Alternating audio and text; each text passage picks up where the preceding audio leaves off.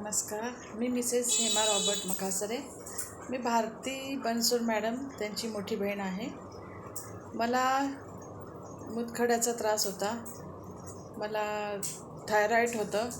माझ्या अंगावर सूज होती.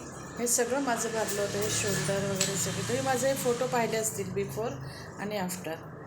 मी त्याच्यामध्ये जेवणाचं काही मी डाएट केलं नाही. जे आहे तेच फक्त चहा, कॉफी हे मी बंद केलं आणि अमृत ज्यूस जसं त्यांनी सांगितलं आहे त्या वेळेत त्या प्रमाणात मी घेतलेलं आहे. माझ्या अंगावर खूप सूज होती. मी भरपूर डॉक्टरांकडे गेली. मला सायटिका होता.